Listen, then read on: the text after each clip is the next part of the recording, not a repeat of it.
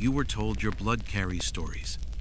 That your surname, your mother's eyes, your father's silence, these were fragments of a greater tapestry.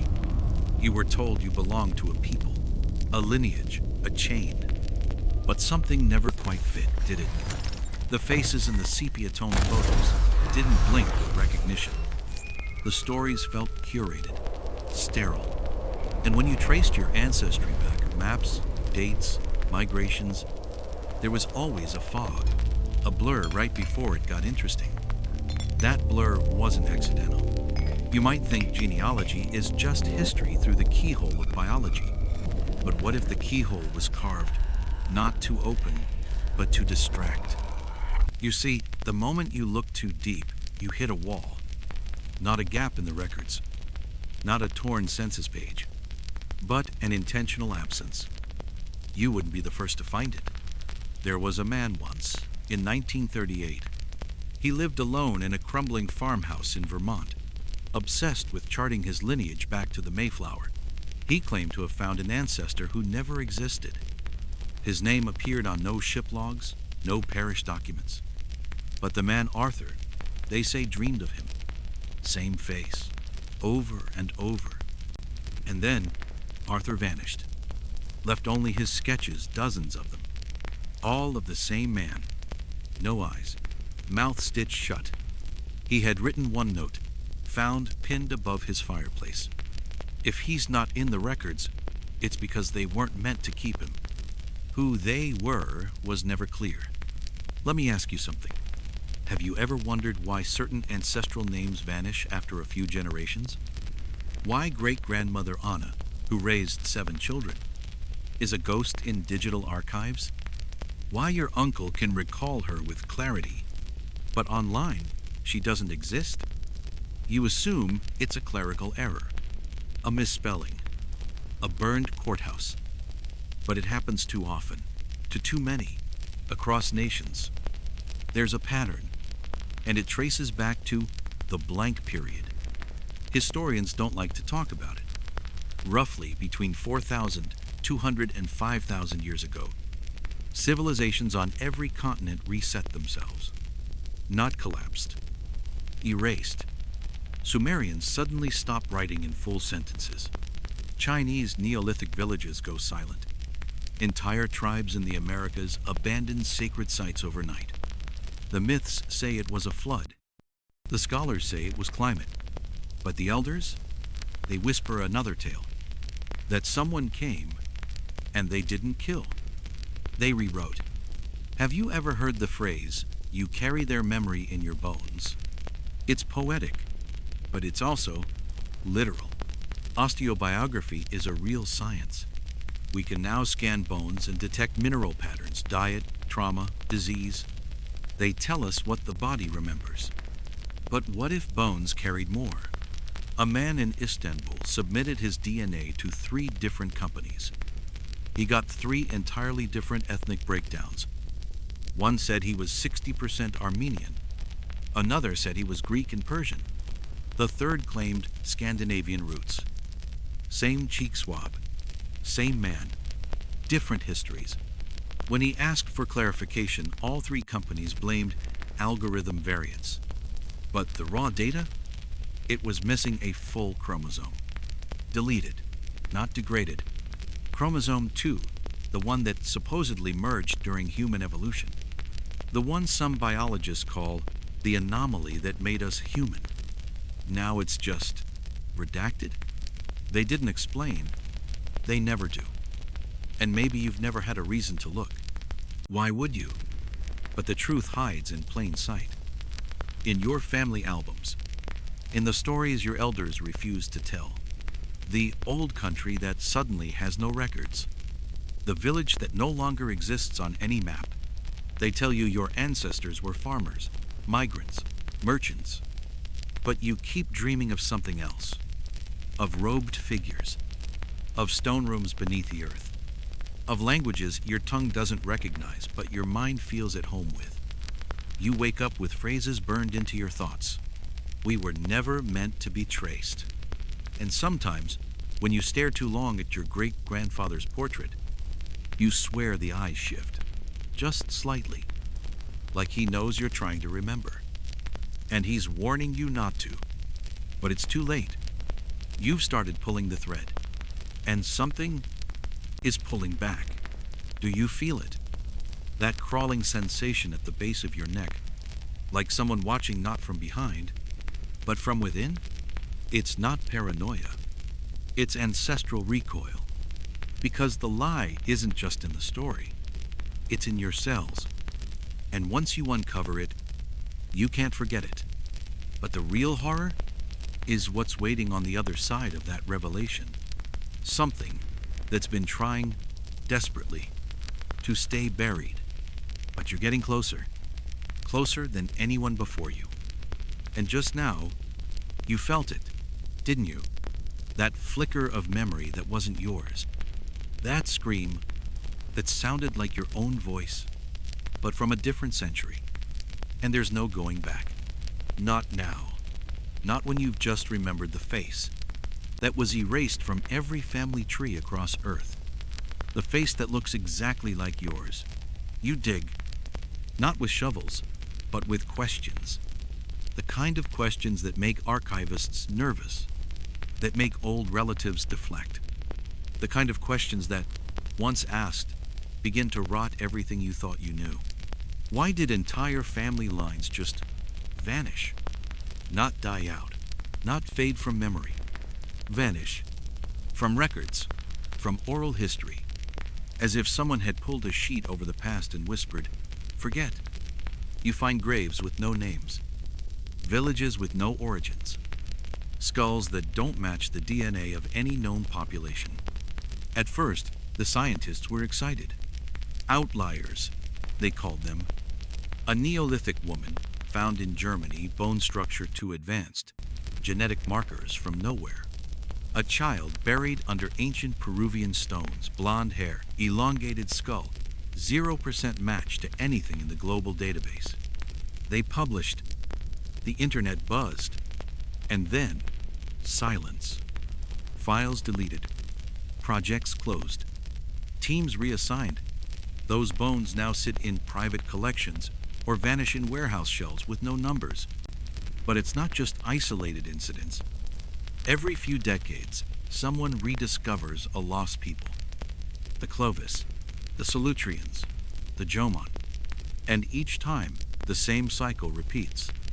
This culture existed for thousands of years. We're not sure where they came from. We're not sure where they went. But they left no trace of direct descendants. No trace? Or no trace we're allowed to recognize? Because here's something they don't tell you. Anthropology is filled with cultural discontinuities. Places where the thread of civilization just snaps. Like the Sumerians building ziggurats with geometry so precise we still struggle to replicate it. Then, nothing. Or Göbekli Tepe, built 12,000 years ago with a complexity that rivals modern architecture. Then, buried, intentionally. Who buries their own temple? And then there's the bones themselves. Burials found with strange metals, anti-gravity markers, or anomalous wear on the femur, as if the person had walked in lower gravity. You read that right. Some ancient skeletons show muscle development and bone stress more consistent with a different planetary environment. Of course, the reports are scrubbed, the images retracted, but the PDFs circulate on the dark corners of archivist forums. You download one, encrypted, watermarked, unsigned. The first line reads, "The vanishing of bloodlines is not random, it is ritual." You stare at that line for too long. You don't realize your hands are shaking. Why? Because you remember your grandfather used to say strange things in his sleep. One phrase in particular, "The blood must not go home." You thought it was nonsense. But now, what if your blood was part of something ancient, something exiled? Maybe that's why some names die out. Why some lineages are pruned, to prevent them from remembering. You begin noticing other things. The sudden popularity of DNA tests. 23andMe, Ancestry, Family Tree, all claiming to connect you with long-lost relatives. But you read the fine print. They don't give you raw data unless you demand it. They reserve the right to share anonymized genetic material with third parties. Who are those parties? Military labs, private biotech firms, and one unnamed client with a .org domain that leads nowhere. Why would anyone care that much about your ancestry? Unless some lineages carry something more than genes.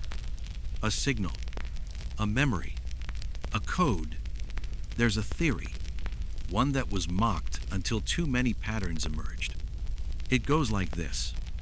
At various points in history, a being or a group of beings insert themselves into human development. Not gods, not aliens. Something in between. They manipulate tribes, seed knowledge, mark bloodlines.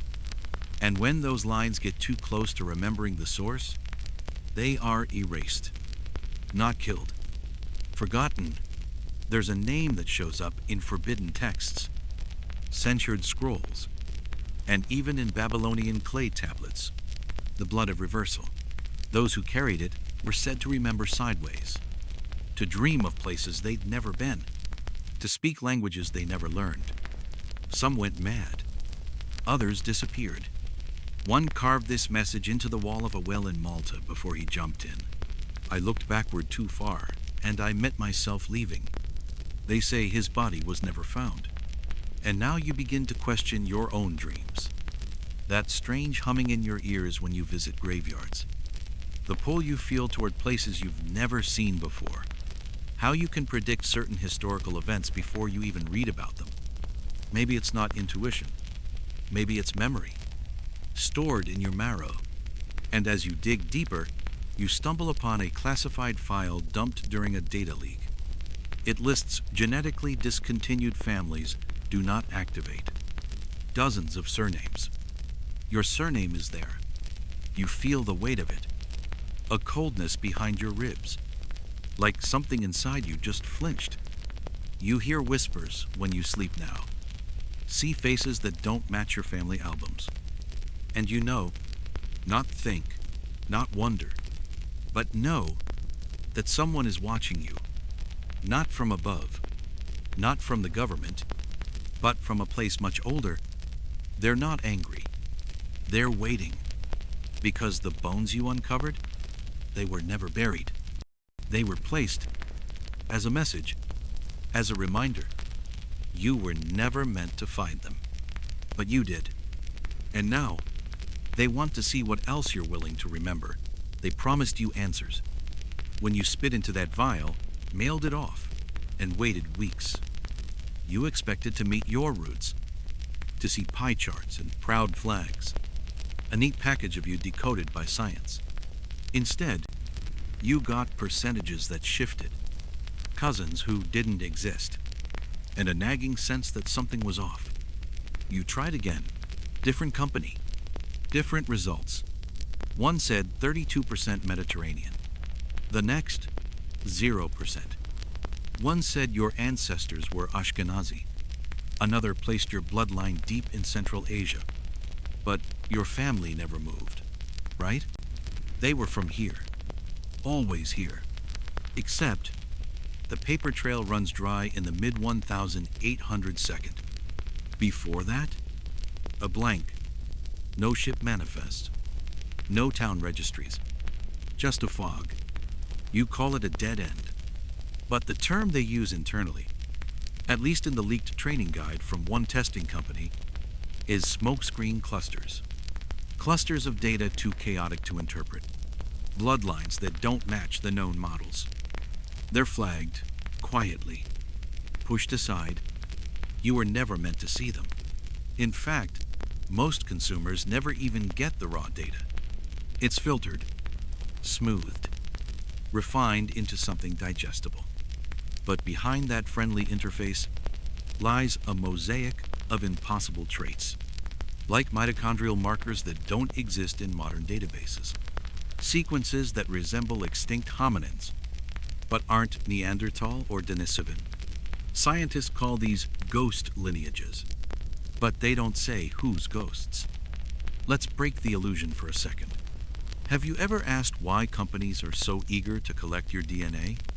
Not just to sell you heritage, but to build something, a genetic map, a blueprint, not for where we came from, but what we've forgotten.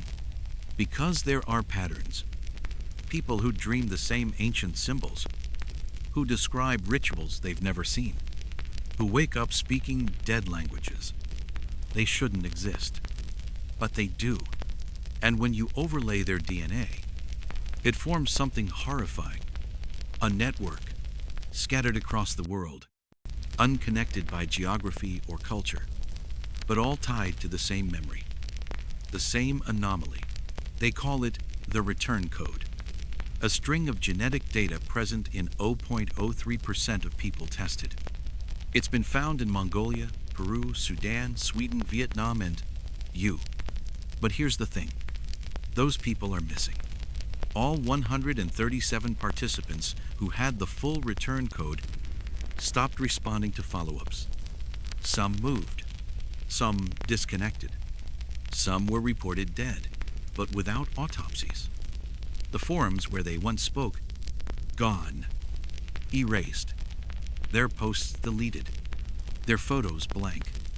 As if someone or something doesn't want that code reassembled. But why? Let's return to something subtle. The mirror test.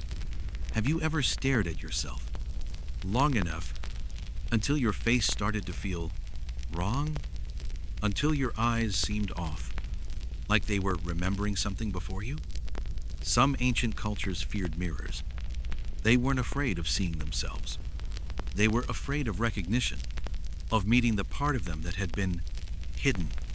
What if some part of your code, your real heritage, wasn't just removed, but suppressed, not deleted, dormant? And these tests, these sequences, these charts and kits, they weren't created to discover you. They were created to contain you, to offer you a version of your story, safe enough to lull you to sleep. But now you're awake, and the pieces don't fit anymore. You dig into your raw data. You find a sequence, one that doesn't match anything. No reference, just labeled Artifact 17. You post it to an online genetics board. A few hours later, your account is banned. You try to repost. The site crashes. Then your phone buzzes. Unknown number. You don't answer. It calls again. This time, no ringtone. Just static. And then, a voice. Yours, but older. Worn. Whispering. They can't erase what you are, only what you were. You don't sleep that night. Your dreams are full of black pyramids, of cities floating above oceans of glass, of children born with eyes sealed shut because their ancestors once saw too much. The next day, your test results vanish. You're locked out. The site tells you the account never existed. You check your backup email. No trace. You visit the testing office in person. It's empty. Vacant. Lease terminated 2 years ago. But you were just there last month. Right? Right? You begin to question time, memories, even your reflection. Because something is happening now. A unraveling. A peeling back of the false narrative. You weren't supposed to find the return code. You weren't supposed to remember the faces behind the fog. But you did. And now, something else is remembering you. You see it in the eyes of strangers who hold your gaze too long. In the flicker of old photographs that now seem subtly changed. In the itch at the base of your skull that started the day your Ancestry results arrived. And worst of all, you feel a presence growing. Not outside you. Inside, something old. Something true. Something that's been waiting for centuries to wear your name again. You start hearing it at night. A faint rhythm behind the walls. Not quite a voice, but not just your imagination either. It hums like language. The cadence feels ancient, familiar, like something your ancestors used to sing before fire had a name. You press your ear to the floorboards, to the dirt, to stone, and it's always there, calling, pulling, and you realize it's not sound, it's memory, but not yours. At least, not from this life. You find yourself drawn to places you've never been. Abandoned caves, ruins with no plaques, hilltops that smell like home even though you've never seen them before. There's a church in France, Rocamadour. You go, don't know why, but when you walk into the chapel, your knees buckle. The stained glass shows a man with black eyes and a burning halo feeding fire into a sleeping child's mouth. The plaque reads, Saint Solace, keeper of ancestral flame. But that's not a saint.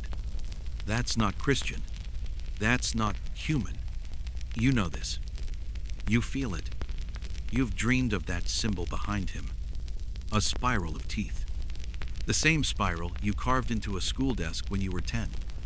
Not knowing why, you take a photo, but when you check your phone, there's no image. Only a glitch. Static over black. And a date from 1647. Your dreams get worse. You are underground, surrounded by others.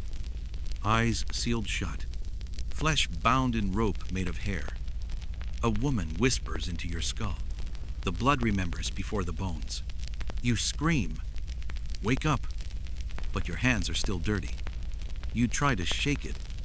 You go to a museum. Walk past ancient artifacts. But one draws you in. It's labeled Unidentified Ritual Object. A small stone tablet, carved with symbols. The plaque says it's from Mesopotamia. But you know it's not. Because when you touch it, you whisper a word you've never learned. Thalaric. The room spins. Your ears ring. You collapse. Security finds you hours later, sitting in front of the tablet. Eyes wide open. Mouth bleeding. They say you kept repeating, "You buried us awake." But you don't remember saying it. Still, the phrase lingers. So you dig. You contact rogue archaeologists, folklorists, people with degrees they can't show in public, and they tell you the same thing. There are ruins we're not supposed to see. Ruins beneath deserts, beneath oceans. Ruins where doors are still sealed from the inside. Ruins with no signs of invasion, no signs of collapse, just abandonment. And one symbol burned into every wall. A spiral of teeth, sometimes painted, sometimes carved, sometimes grown into the bone of the building itself. You ask what it means. They fall silent. One of them tells you, very quietly, they weren't ruins, they were cages.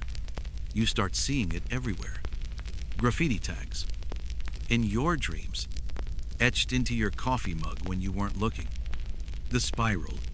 It's not a message. It's a memory trigger. And it's working. Because now, when you close your eyes, you don't see your childhood. You see a child. But it's not you. You are watching from above. From the ceiling.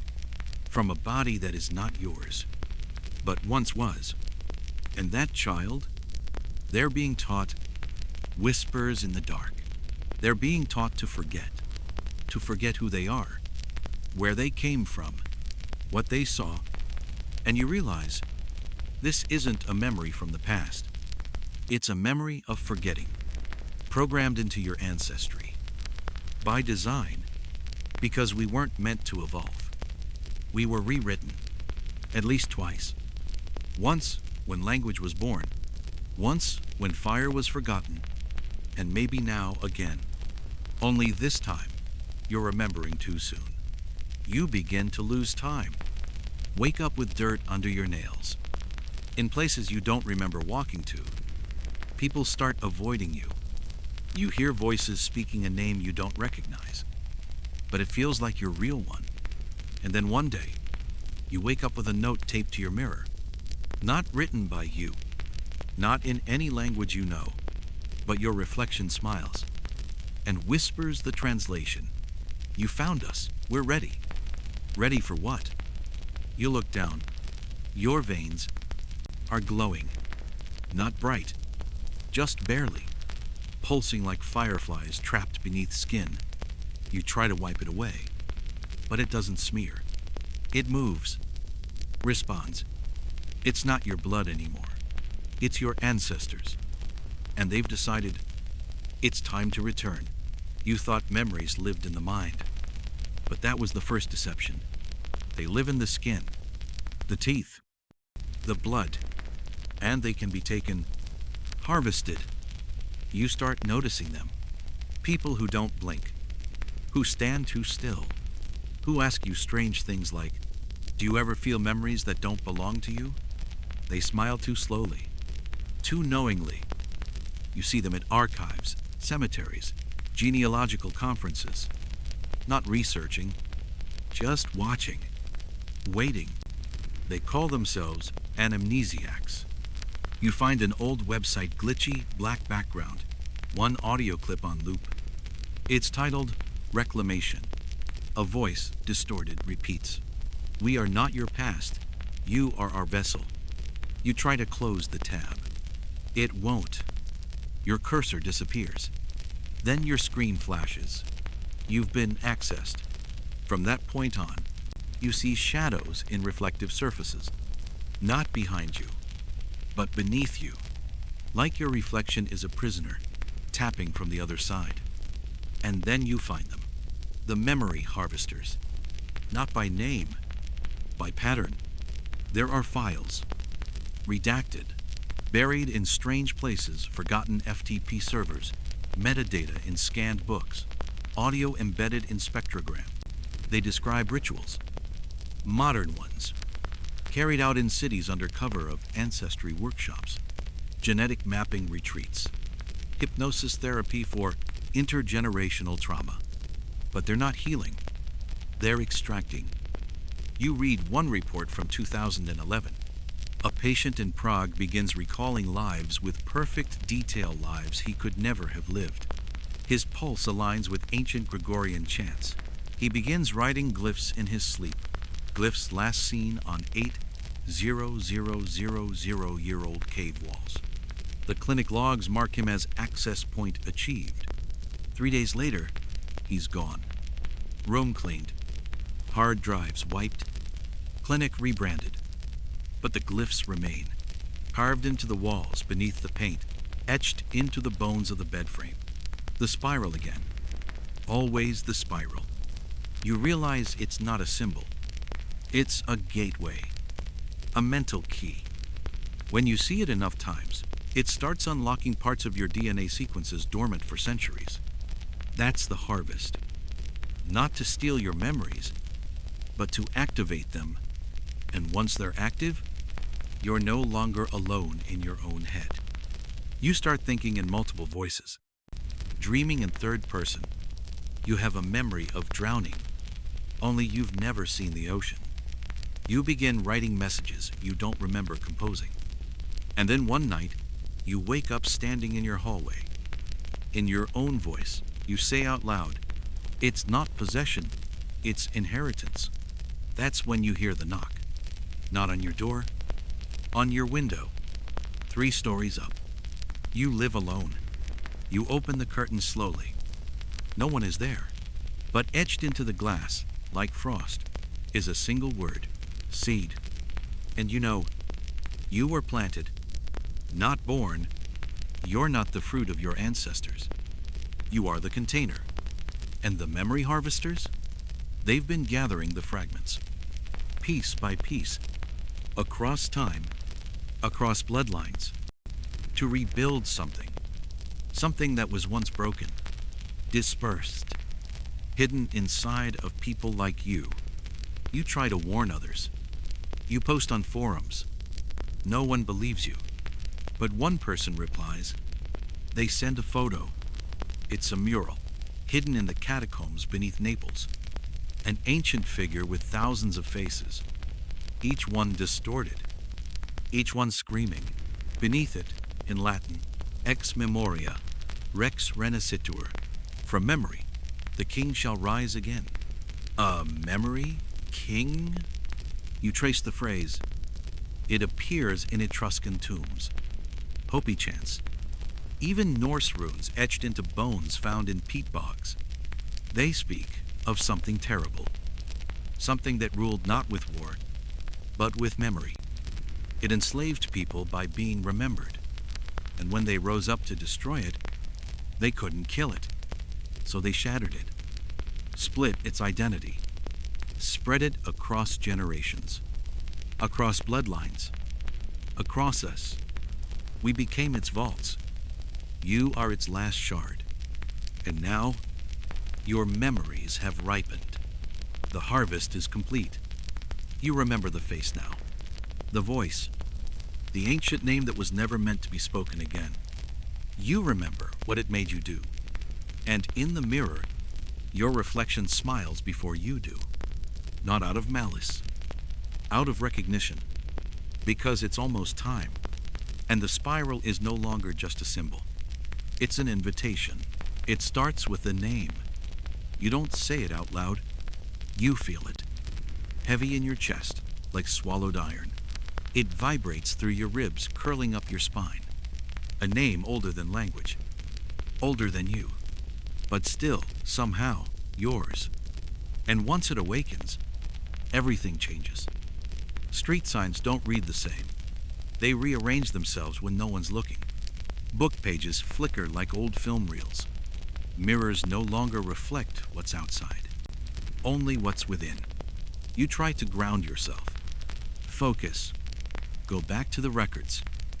Your original search. Your ancestors. But there are no answers anymore. The family tree is gone from the site. Erased. Your own digital identity? Scrambled. Your birth certificate? Pending verification. Even your face unlocks nothing. Not your phone. Not the airport gates. It's as if you were never born. Not officially. You start seeing the spiral in places you used to feel safe. The microwave door. The coffee ring on your desk. The scar on your wrist you never remembered getting. And then, one morning, your voice is different. Not just deeper, wiser. Like a choir compressed into a whisper. You test it. Say your own name. But it sounds like a lie. You dig deeper.